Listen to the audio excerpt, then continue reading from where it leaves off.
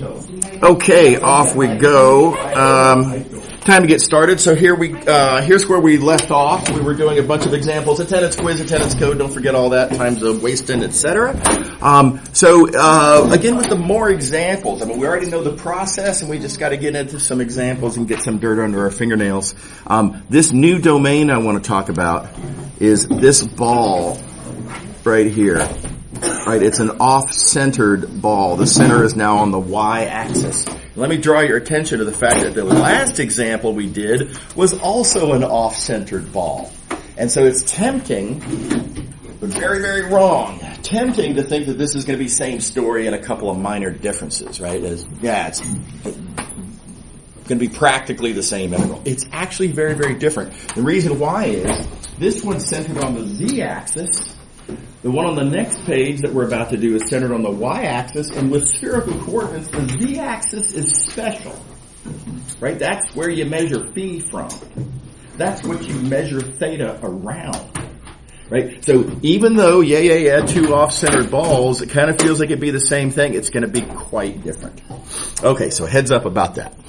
Alrighty. Now again, there's going to be a certain amount of geometric appeal. You just gotta, visualize what does this thing look like and how would I slice this up. And by the way, I am not above a three-dimensional physical visual aid, right? So one thing you could do is you could go buy yourself a sack of oranges, right? And then and then take a knife and start thinking about how would you slice this up. And then, hey, you get to eat the orange, right? Everybody wins. You could also do this with like a tennis ball or something like that. World is full of balls, right? You can find one in many different ways. That said, here's the geometric appeal. These theta slices, right? You take a theta slice through this ball, claim you're going to end up with a disc.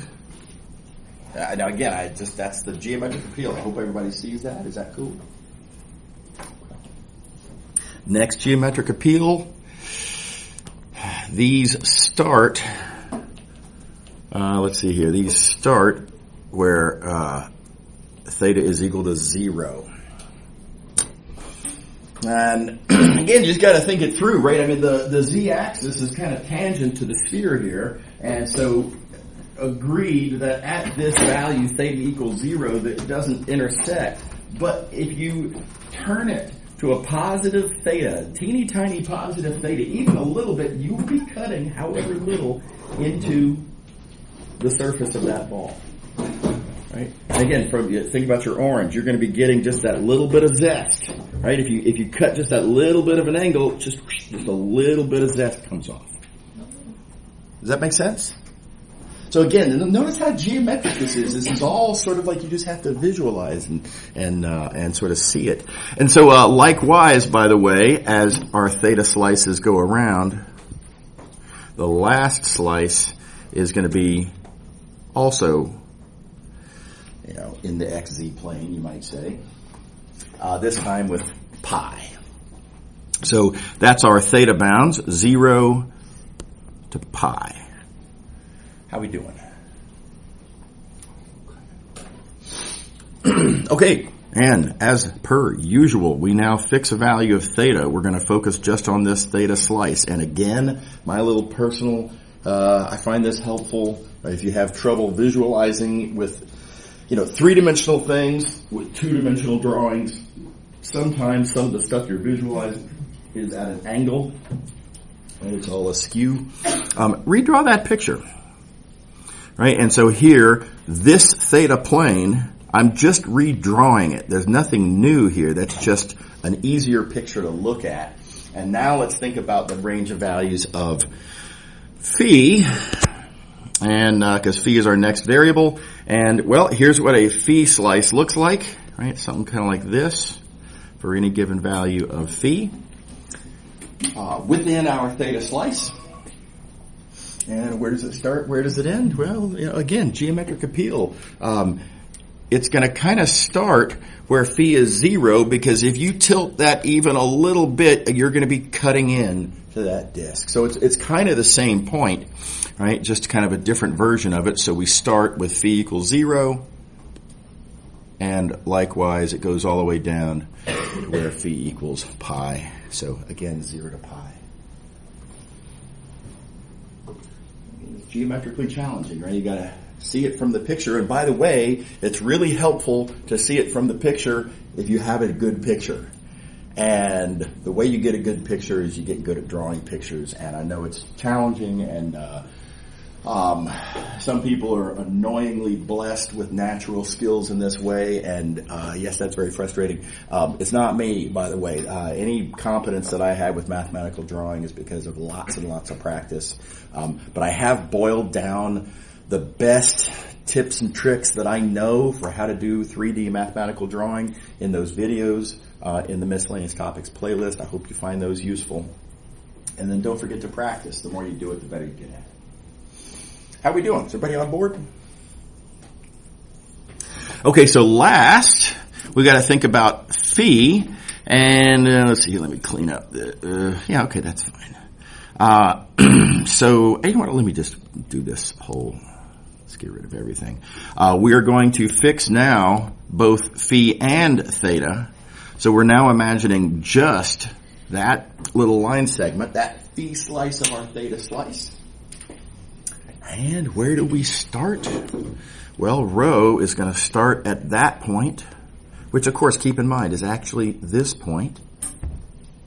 Don't forget, this is just a sort of a visual aid to help us visualize what's actually going on in this actual picture here. That point's the origin, where rho is, of course, 0. Okay, and then we're going to end when we get to this point, which again, it's not really that point. It's actually some point over here, about like so. Again, that being a visual aid and all. And what surface can I say that that dark blue point is on? Well, it's on our sphere. And just like the last example, you can use the particulars that you're given for your ball. Realize that the sphere has kind of the same particulars, right? And write down the rectangular equation, and then do some chapter 1 work to infer what the equation, the spherical equation of that sphere is, right? So same process now. And again, this is chapter 1 stuff, so this is details that y'all need to fill in for yourself, right? So this is what you're going to derive on your own. Given this radius and that center, write down the rectangular equation, do the chapter 1 conversion, rewrite, simplify. I claim that you're going to get this equation there. A lot of details that go into that. Make sure you're good with those details. And then again, keeping in mind, we're looking for a rho bound. So in this equation, we have to solve for rho. Oh, goody, we already did. And bam, there's your upper bound for rho. Everybody happy? See how much geometry there is in this, right? It's just unavoidably good or for bad, right? There's just a lot of visualizing and drawing and this kind of thing. Okay, last example. I'm not going to do the whole last example. Excuse me, because there's really a single main point to this example. This is an artistic point. It is how do you draw this thing? And we've already seen something vaguely like this, but we're looking for the part of this ball that is not in this ball. Note the greater than instead of the less than. Right? We're looking for what's in the green but is not in the red. And so in particular, what we're looking for is this thing right here. And it's really hard to draw well because keep in mind it also has kind of a lip around there like that. And I would sort of draw it going all the way down to where that lip is, but there's also kind of an indentation in there where there's no solid kind of up in this range here. And so if I draw it all the way down to there, then it looks like it's just really hard. Right? So it's a tough one to draw. And then we have to think about how do this thing that's hard to draw, this thing for which I don't have a good visual aid, and I've got to think about, okay, how would I do a theta slice of that thing? And the level of geometric challenge can be a lot. If you're confident with seeing this for yourself, fabulous, good for you, right? Many of us would look at this and find this hard to visualize. So here's my trick. I think this is a nice little trick, and that is this statement right here. If what you're interested in is an intersection, and I'm going to call this a kind of an intersection. Now, it's what's in the first set, but not in the second set. It's still kind of an intersection. It's what's in the first set, and also in the complement of the second one. Right? So anyway, any sort of an intersection. If you want to take a cross-section of any sort of an intersection, the cool observation is that you can just look at the individual cross-sections. Sometimes the individual cross-sections are easy to draw, and then just intersect those. So let me show you how this plays out, and I am going to go full screen so we can fit the whole thing on all at once. Okay, so again, we are interested in this intersection that's hard to draw, hard to visualize. What I'm going to do is I'm going to look at the individual cross-sections of these two balls. Forget about the green, right? We're just going to look at each ball separately. What's a theta cross-section of that top ball? What does that look like? Hey, no problem. A slice of a ball is a disc. And in particular here, we're taking a half plane slice of a half disc. Nothing to it. Easy to draw. Easy to visualize. We're just taking literally a ball. We're taking a cut through it. No problem. And then likewise, let's look at the bottom ball. What does its cross-section look like? Well, again, same story. It's another half disc. And so keeping in mind that what we are interested in is the intersection.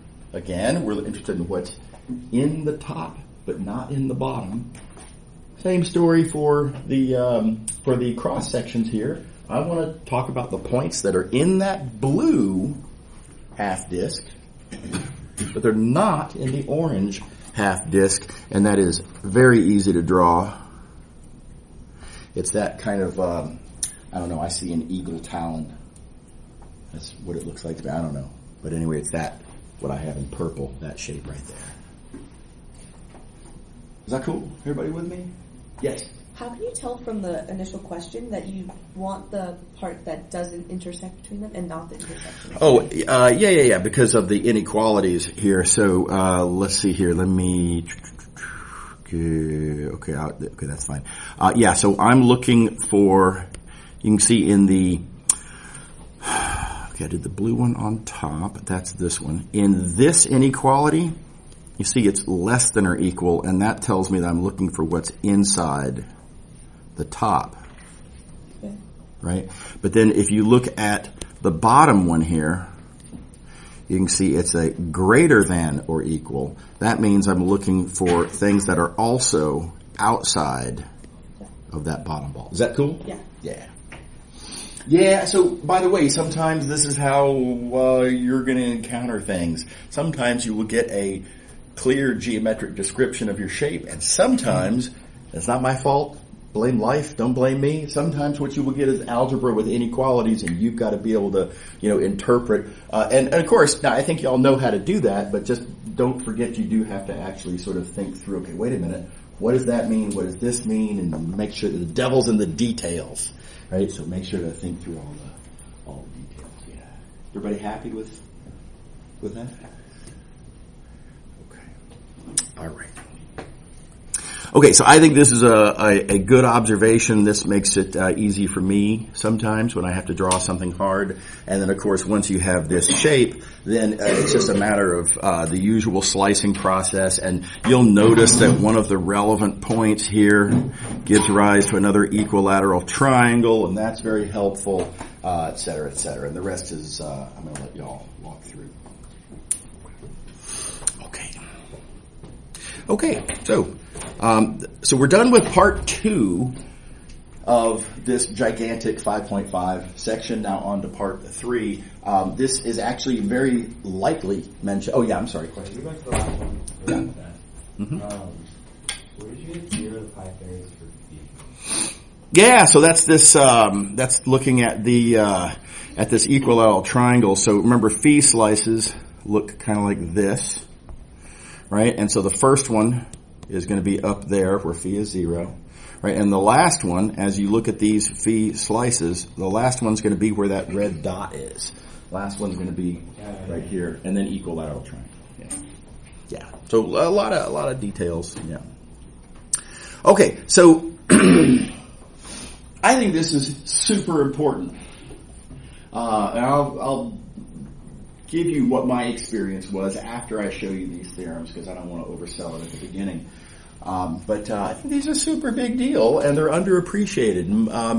Most multivariable textbooks that I've seen, so I like to call them symmetry theorems, and you've already seen one of them. This is an old theorem from way back when.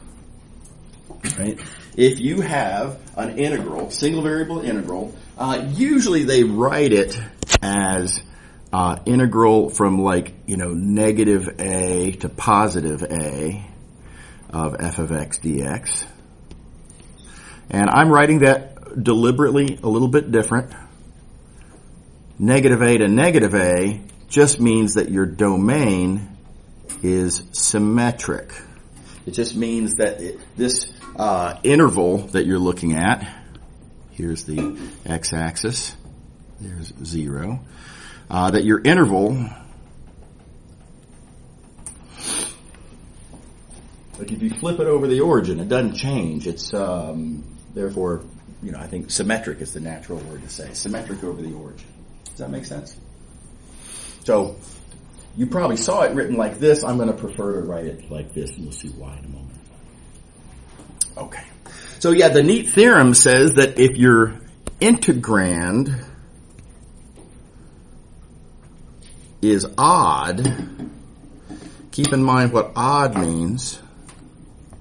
Odd means that when you reflect over the origin, namely if you insert a minus sign to the input, that in terms of the output, you just get a corresponding minus sign on the output. Does everybody remember this from way back when? So odd powers of x have this feature, thus the name. But lots of other functions also have this feature. So the powerful theorem says if you have an integral, and if you have a symmetric domain and an odd integrand, that integral is 0. You don't have to anti-differentiate anything. No substitutions, no integration by parts or what have you. Just, couple of conditions satisfied, 0. We won't do it. Totally awesome result. Now, how often does this come up? Here's a Riemann sum point of view on it. This is the point of view that I was showed when I was y'all's age.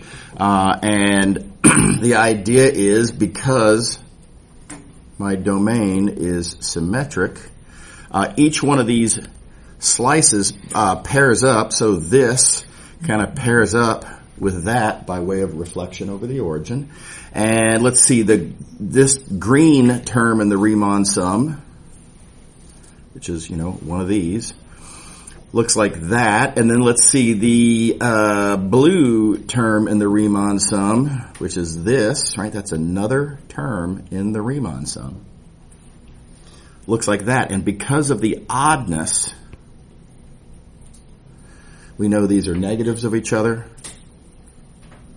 which means that these terms cancel, and there's nothing left. Does that look familiar? I want to give you a different point of view on this. I think this is also really nice. And this is, we can use change of variables, and that's why I include this discussion of symmetry in the change of variables section. This is actually also easily proved with a change of variables. Namely, just use the reflection. I'm going to let x be negative u. I'm going to do a good old-fashioned substitution, nothing more. It's just a substitution. X equals negative u. And let's see how this plays out. So first of all, here's our original integral. Now, by assumption, we have a symmetric domain. That means that our domain is its own reflection. So in this first step, I didn't do anything. The reflection of the integral is the same as the integral. Nothing happened. Next, I'm going to use change of variables. Keep in mind what change of variables says. Change of variables says, if you're looking at an integral over an image, you can pull back. You pull back by just plugging in, and keep in mind x is g of u, which is negative u. And don't forget your stretching factor, and now it's geometric appeal when you reflect. Nothing changes size. Right? Size is the same. So, good old-fashioned change of variables, again, which we think of as being a u substitution. Then we use the oddness. X is, in fact, g of u is negative u. That's what x was in the first place. And then I cite the oddness of our function, odd, means that f of negative u is negative f of u. And check it out, we're kind of done. We've got that this integral is its own negative. What value could this be? What could the integral possibly? It's its own negative. There's only one number that is its own negative. That's 0.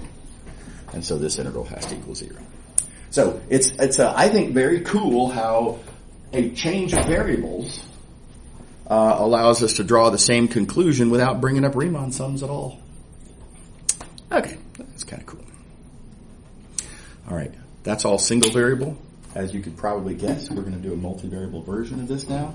And it's just based on generalizing, sort of two-dimensional generalizations of all the ideas we just talked about. We don't reflect over a point anymore. In 2 dimensions, we reflect over lines, like so. Right? We're going to make the same definitions, exactly what you would think. Reflecting the input negates the output. That's what odd means. And a set is symmetric over the line if it is its own reflection. Same ideas. Shameless ripoff, right? And the same theorem is still true. Same exact theorem. If you have a symmetric domain over which you're integrating an odd integrand, that integral is 0. No slicing and dicing required. No decisions. Should I do it dx, dy, dx? Should I do a change of variables? Oh my gosh, how do I integrate this thing? And then once you do that, how do I integrate this other thing? No. All gone. Poof, integral is 0. Walk away. Isn't that fabulous? Okay, powerful theorem. We're going to do a lot with this. Now, some warnings. And again, y'all, I see mistakes that happen on student exam papers, and whatever mistakes I see the most commonly, I like to direct my current students around those landmines, right, so you won't accidentally step on them. So do be very, very careful about the following. You have to have both conditions. I have seen it happen a million times where students will see a symmetric domain and get excited about how easily this is going to work because, oh my gosh, it's symmetric. Isn't that awesome? And they forget to check to see if the function is odd. And it doesn't work. And they're citing a theorem that doesn't apply. They haven't made any progress, any actual progress on solving the problem. And it's a grading catastrophe. So be careful with that, right? Do make sure that you check both conditions. And then likewise, you got to use the same line for both of these. Being odd over one line but symmetric over a different line, useless. The theorem does not apply. Not even close.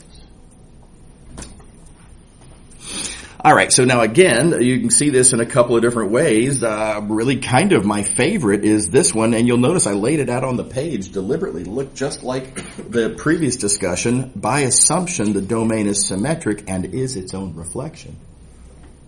So nothing happened there. Here's the pullback, change of variables. We notice that we're doing an integral over an image. So we pull back by plugging in. Don't forget your stretching factor. And again, the stretching factor has to be 1. We're talking about a reflection. Nothing changes size when you reflect it. And then you cite the oddness. The oddness tells me that the value of the function at the reflected point is the negative of the otherwise value of the function. And same result. This integral is its own negative and therefore must be 0. Same proof. Right? Does that make sense? So, excuse me, if you're having trouble, if this proof seems a little confusing, a good foot in the door to make sense out of this argument is that it's a shameless ripoff of this argument. This is single variable calculus. This is just a two-dimensional version of the same thing. And then, by the way, likewise for the Riemann sum point of view, if you have a domain that is symmetric over a line, and by the way, forgive, if you will, I'm trying to draw a shape that's symmetric over a sort of a tilted line like that. You can use any line you want, of course. And so pretend, if you will, that this is actually symmetric. The fact that it's symmetric means that these terms kind of pair up. Right? The green one is the reflection of the blue one. And again, you can write down exactly what these terms are. Those are both terms in the Riemann sum. And because of the oddness, we have a minus sign, which means that they cancel. And again, you get 0. So take your pick. If you like the Riemann sum point of view, cool. If you like the change of variables pullback point of view, super. Right? Both perfectly valid arguments. Let's see this in action. Now there's a lot of details, but I still think, despite certain details that have to be written, or at least have to be thought through, I still think this is better than doing this the old-fashioned way. So here's an integral. I claim that it's a nightmare. This is a terrible nightmare. Let's draw the picture. My domain. Let's see here. We've got that curve. I hope y'all remember all your Calc 1, how to plot curves. Yeah, that doesn't go away. We're going to need it here. This curve looks kind of like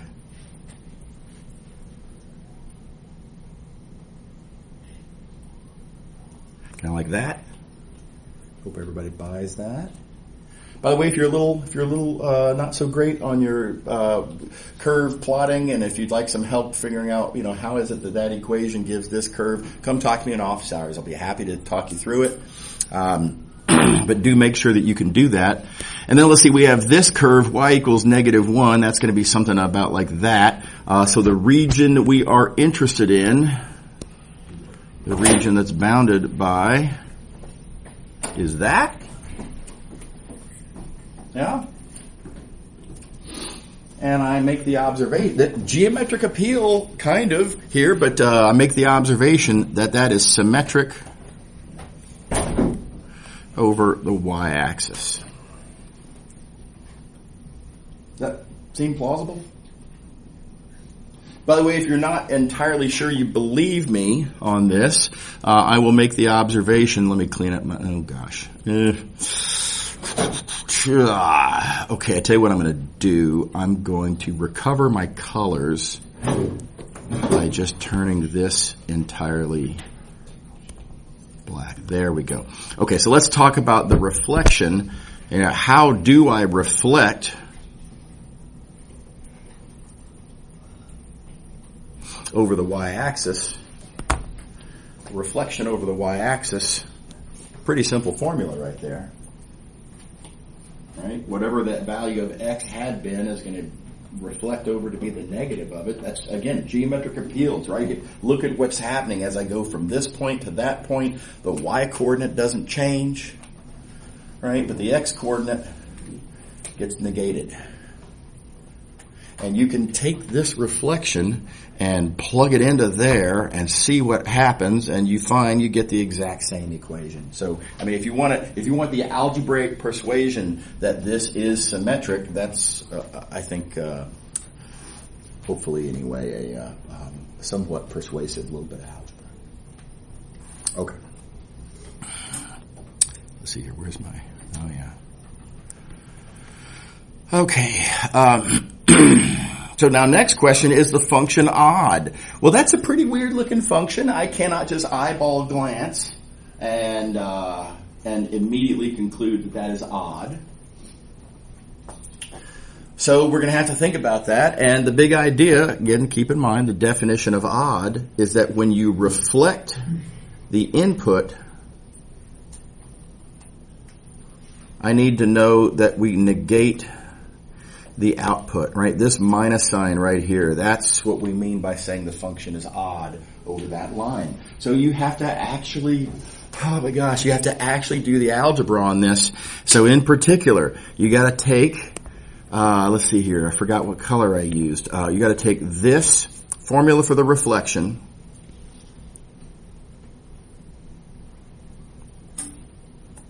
right? Now you've got to evaluate f of negative x comma y. So you've got to take this reflected point here, plug in not x comma y, but negative x comma y, which is going to attach a minus sign to all the x's.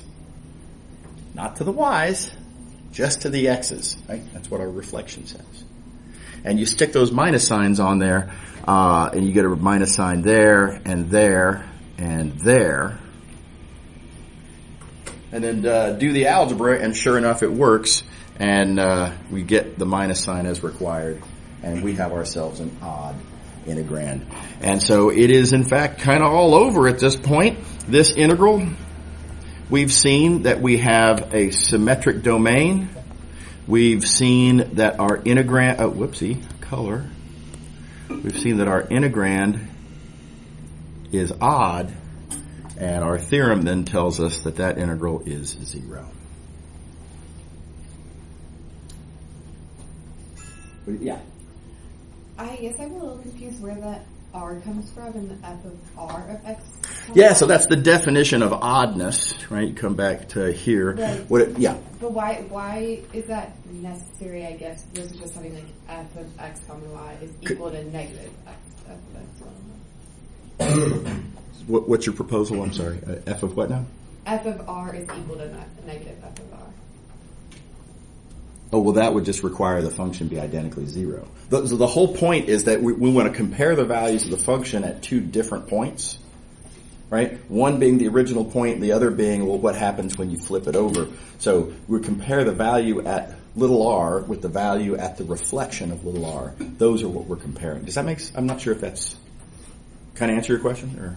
So R stands for reflection, and you have to calculate that. The capital R, yes, capital R is the reflection, and yeah, that's right. That's one of the challenges of the question is you do have to, once you've identified what line you want to use, then you've got to figure out what is this formula for how you reflect.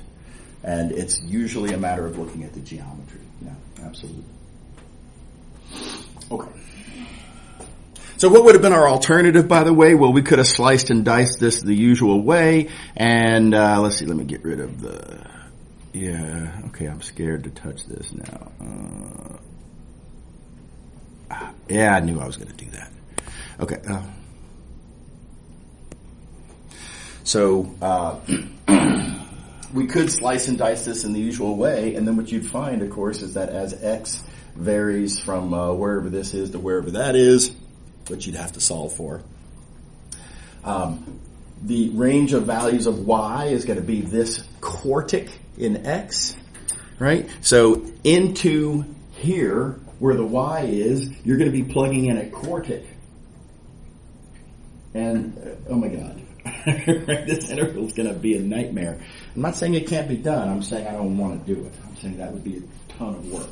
And if I can avoid all of that by what is, in the big scheme of things, pretty easy little bit of algebra, big win. Everybody on board? All right, it's a really powerful tool. Now, in real life, frankly, nobody writes this stuff down.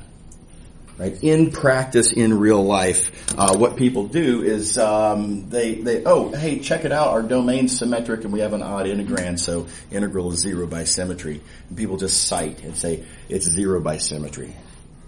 Right? So you don't, the rule for Math219, all you have to do, you don't have to show all the algebra. You do have to explicitly cite symmetry. You got to tell me what you're actually doing, right? You do have to actually make your appropriate conclusion. You got to run that ball into the end zone, right? Don't spike it on the 2-yard line. So you do have to say, and therefore the integral is 0 or equals 0 by symmetry, something like that. And I need you to tell me what your line of symmetry is that you're claiming that you have a symmetry argument. That's it. Right, that's all you have to write down. So it's very easy to write down. So, for example, up here on an exam, if you were going to try to apply symmetry here, for this question, all you'd have to write down, you don't have to write down any of that. You just say the integral equals 0 by symmetry, and then you just write, sorry, I wanted to be in pencil mode. You just write over, and then just tell me the line, in this case, the y-axis. Full credit.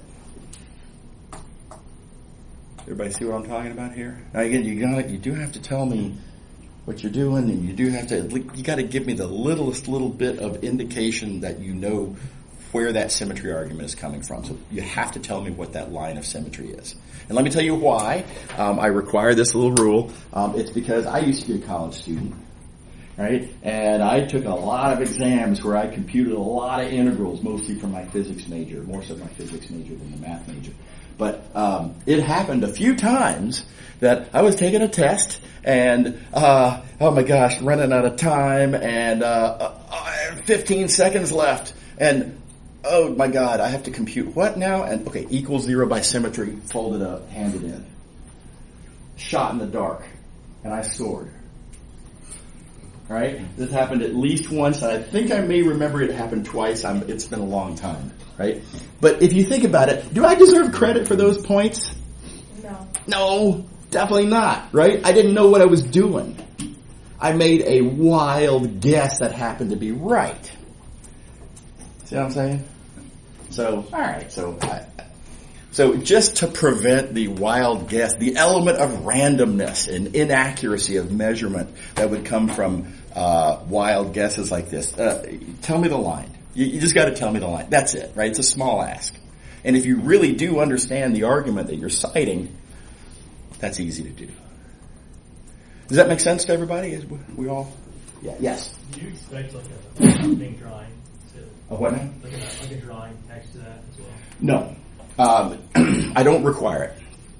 Now, I do have a last observation to make here, and this is important, and that is that you do have to actually be correct. Right? So the reason to make such a drawing, right, is to make sure that you're not writing down something that's complete nonsense. Right? So, I mean, this is obvious, right? You can't say, hey, I'm using a symmetry argument over the x-axis. There is no such argument. That's all nonsense. Right? So you do have to actually be right. And drawing yourself a nice picture is a good way to defend yourself against, again, making an argument that holds no water whatsoever. Right? Yes. So there's no partial credit if you were to say by symmetry and then have the wrong line? Correct, because your argument is just, it's invalid. It doesn't work, okay? It's like you don't get partial credit for wrong algebra that's all wrong. If everything on the page is wrong, you know what I mean? But what about like if you had a drawing and like Yeah, let's yeah. say I had that drawing up there, but I Oh, called it the x-axis. I make subjective decisions sometimes, absolutely, and it is very difficult to make. I'm trying to get inside of your head and see what you understand, right? And so, if all signs seem to point very clearly to just, you had a brain spasm as you were writing, and you meant y-axis, but you wrote x-axis. If it seems clear to me, she meant y. I mean, I know she meant it because I can see evidence of how she used it, something like that. Yeah, of course, right? I'm trying to give points where points are due, right? I don't have any sort of, I'm not trying to follow rules just for rules' sake. Is that satisfying? Okay. So do be careful, and that's sort of the last point on the page here. We've already kind of talked about a lot of this, but it is a delicate argument. It just is a delicate argument. Everything's got to line up. You got to have the symmetry. You got to have the oddness, both, and over the same line. If any of that isn't true, the argument is garbage, right? So do be careful, right? Think it through. And frankly, one of the best ways to think it through, honestly, if it were me, I would probably write a lot of this down anyway, just to make sure that I'm actually protected, that I'm not putting myself into an extremely vulnerable position. I hope that makes sense to everybody. Is everybody satisfied with that? Okay. All right, so be careful. All right, let's see one more example. I'm not going to do the whole example here because there's a lot of details, but I want to point to what's, first of all, here's my domain. I think it's pretty clear that looks symmetric. It's symmetric over this line. Here's our integrand. There's how you show that integrand is odd. The tricky part on this question is figuring out what the formula for the reflection is. So that's what I want to focus on here. How did I figure out the formula for the reflection? And the answer is, from the picture, I identify, when I say this is symmetric over what line? You've got to know what that line is. And again, you also have to tell me what that line is. And then I draw that line over here where I don't mess up my original picture, and I think about how would I do this reflection over that line. And notice, this reflected point is not just the negative of the original point. It just isn't. Right? This doesn't necessarily go through the origin. In most cases, it does not. So it's not just negative x comma negative y. Absolutely not. So how do you find that formula? And in some cases, it's pretty straightforward. I think in this case here, it was pretty clear. Where you reflect over the y-axis, you're just going to negate the x-coordinate. Right? Think through the geometry, but it's ultimately not that hard. In this case, here's a different trick. The different trick, I like to think of this as draw yourself a rectangular frame. Right? So you draw, here's sort of the little line segment representing the x-coordinate, and there's a little line segment representing the y-coordinate, and how the actual vector reflects might be a little hard to see, but how this rectangular frame reflects is pretty easy. The horizontal one becomes vertical, and the vertical one becomes horizontal. Pretty easy to draw. Right? And then you can persuade yourself, okay, now that I have a little road map, go down by whatever amount that was. Oh, that was x. Okay, so minus x in that direction. That is, of course, the y direction. And then, likewise, up reflects to the left. And so minus y in, of course, that is the x direction. So that little rectangular frame makes it a lot easier to write down the eventual formula here, and that eventual formula is this right here. Everybody see what the little trick was on that? It's a very clever little trick.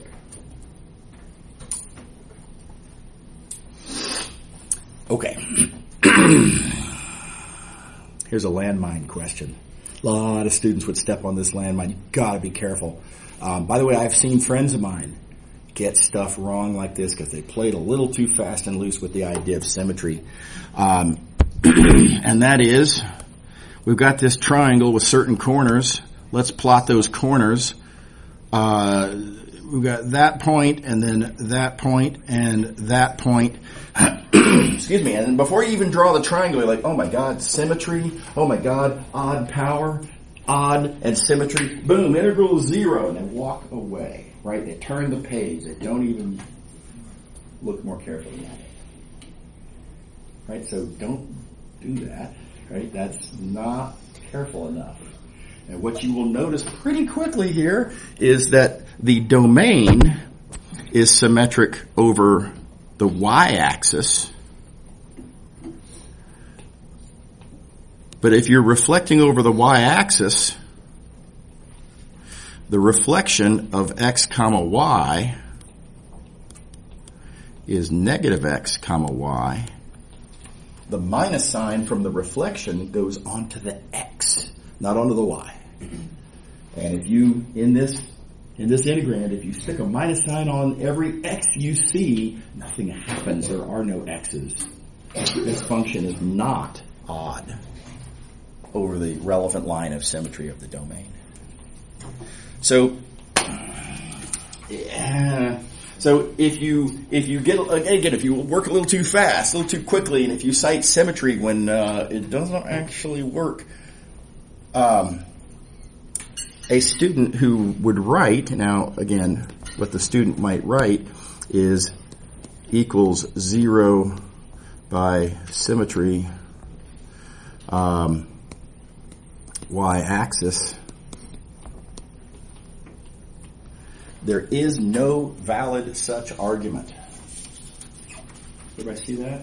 There is no symmetry argument over the y-axis. It doesn't work. Any progress that the student could claim toward this argument is progress toward an argument that doesn't work. It's progress in the wrong direction. It's not really progress. So landmine question, right? This is very dangerous and you got to watch out. And again, you'll encounter this kind of stuff in the real world, by which I mean your engineering classes, right? And so don't accidentally claim symmetry when there isn't symmetry. Again, your bridge falls down. Is everybody on board? Everybody see what I'm talking about? All right, by the way, likewise in 3 dimensions, morally the same. In 3 dimensions, we reflect through planes, not lines. Same definitions of odd and symmetric. Same theorem, right? Let's see here, let me get my... So, symmetric domain, odd integrand. Integral is equal to 0 by symmetry. Again, you got to have both conditions. Again, it's got to be the same. Now, plane. So, nice example of this one. Look at this example here.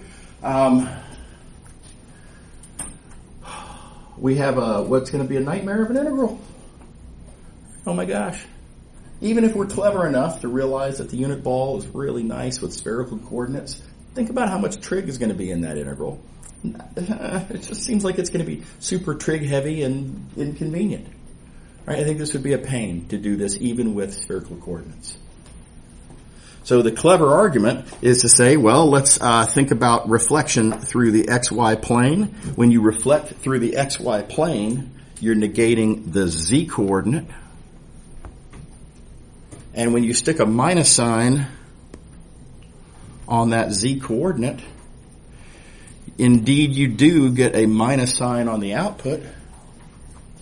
This integral is 0 by symmetry. Is that cool? Everybody with me? Totally awesome. Very powerful technique. And I'll leave you with one last thing and we'll call it a day. So why I think this is so important. So again, I had my second major was physics way back when, and I did, oh my God, so many integrals. It's hard to even imagine how many integrals I did over 9 physics courses or whatever it was I had to take. My best honest, if anything, conservative estimate is that I think about 20% of the integrals that I did, 0 by symmetry. I think this is arguably the most powerful integration technique that you will ever learn. Right? 20% of the integrals. Boom, 0 by symmetry. And it didn't just make them a little easier. It turned them from nightmares into trivialities. Right? So I think this is well worth spending a bunch of time in class on. It's because it's so important. So anyway, I hope you'll find this useful. Y'all have a great weekend. See you on Monday. Okay, let's see. Can I ask you a super quick question? Of course.